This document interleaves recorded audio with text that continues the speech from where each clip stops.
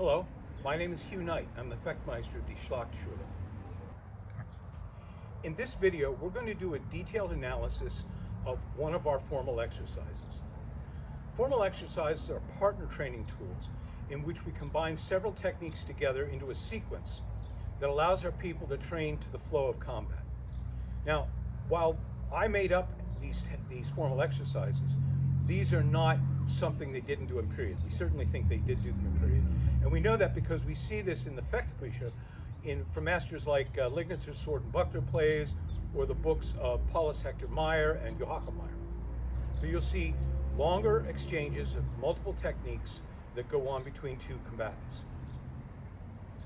In this exercise specifically, we're looking at a rather unusual situation. This exercise I call das Messer gegen das Langenschwert, or the Messer against the longsword. So the Messer is a short one-handed sword with a nail for hand protection on the side, and the longsword is the two-handed sword, which you see a lot of on our channel. What's unusual about this is that we very rarely in the Fechtbücher see disparate weapons being pitted against one another. You usually see longsword against longsword, Messer against Messer, poleaxe against poleaxe, whatever. But there are a few exceptions. One of the most notable is a book by Albrecht Dürer, which is not a fencing book, and he was not a fencer, but he was clearly working from life, and he depicted scenes showing Messer against the longsword. Moreover, we have an explicit instruction for a more complex series of techniques combining these specific two forms from a man by the name of André Perrenfeit, the 15th century Austrian who was once the bodyguard of a German cardinal. In this formal exercise, we're going to be comparing, again, the Messer against the longsword. And the reason we're doing it in this extended format is because this particular formal exercise gives us an opportunity to take a very deep dive into some of the underlying principles of our art, particularly length and measure. The masters say all arts have length and measure. Well, length is your reach with a weapon, and measure is your distance from an opponent. And because of the disparate lengths of these two weapons, it creates a situation in which you have an unbalance of force, you have an unbalance of advantage. And these exercises from André Perrenfeit will show how you can overcome that disadvantage when you have the Messer.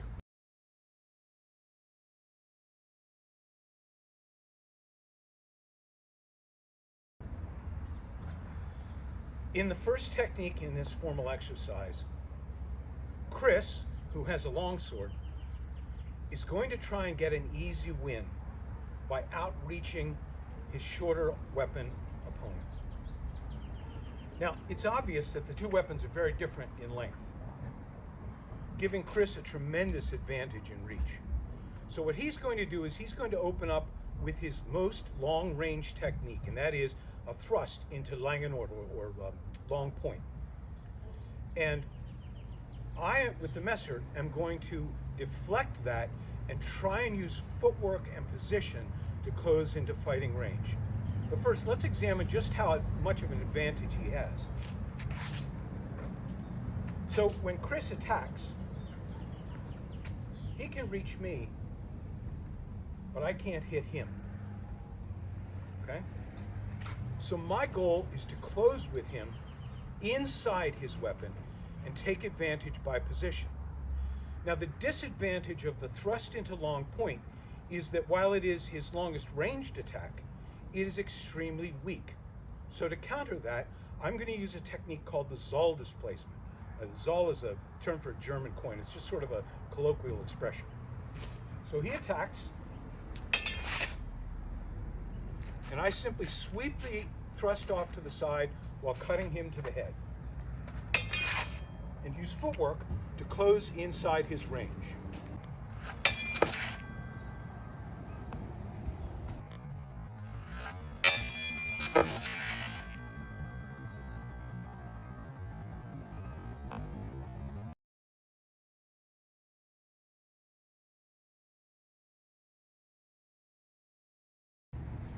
All right, now when I've attempted to do that cut, Chris is going to counter by jumping out of range.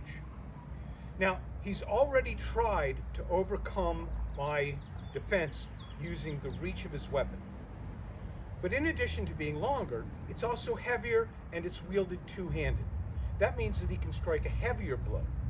So this time, he's going to do what Parenfight called a buffalo strike. Buffalo is a slang for a heavy fencer who just uses power to cut through his opponent.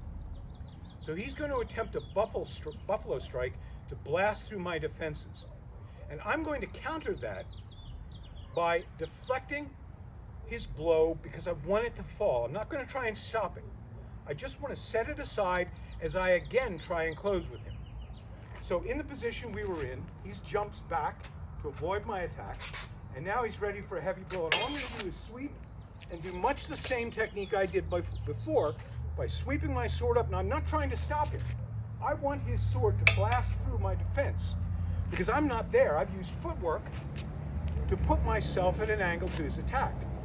So I want him to blast through and become helpless, so once again I'm inside his reach and I can hit him.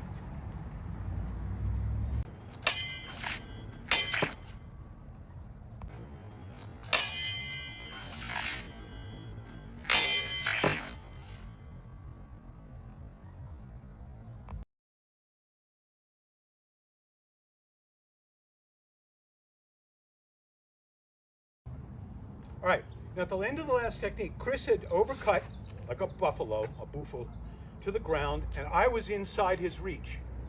So what Chris is going to do this time to prevent himself from being struck is he's going to pick his hands up and catch my sword.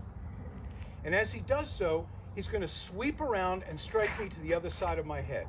All right, so let's see what that looks like. So he cuts from there, I've displaced, I'm going to cut, and he's going to try and hit me.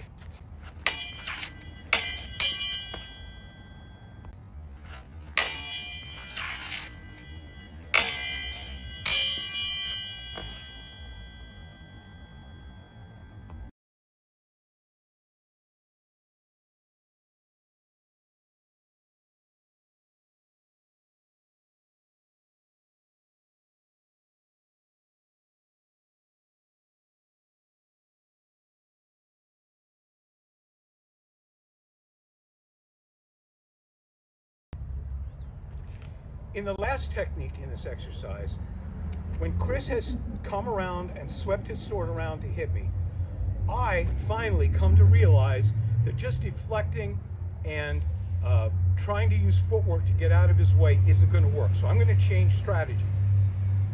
When he sweeps his sword around in that big arc, I'm going to do a hard stop on his attack using the nail on my messer. And then I'm going to attack him at a different measure, and you'll see what I mean in a moment. So when Chris pulls back and sweeps me aside, I'm going to step in and I'm going to catch his attack on my nagel with a verkeerde hand, a turned around hand, as the master said. I'm going to bring my hand to here and catch it on there. And I'm going to move in a little bit as I do so I have power to stop his attack. Now I don't want to hit his sword here because he's very powerful. So I'm going to take advantage of the fact that he's at longer range by catching him further out on the weak of his sword. And then from there, I'm going to knock his sword aside in a popping motion. I'm not just going to push it over, because then he can just follow right back. Instead, I'm going to use a knocking motion to throw him out of the way. Now I'm still out of range. Okay? When I knock his sword aside, I still can't hit him very easily. That's okay. I'm going to change things up by changing the way I look at measure.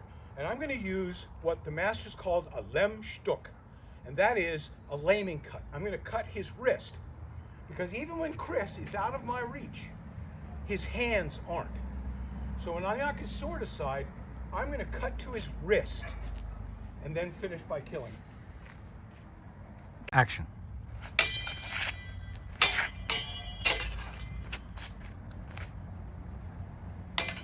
Action.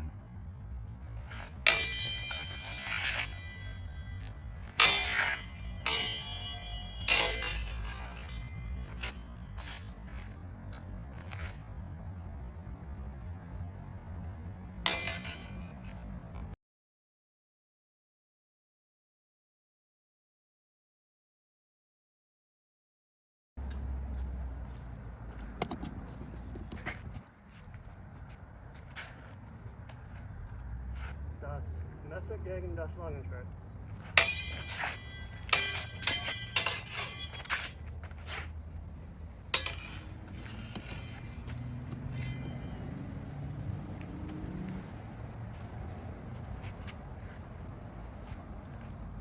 Is that better?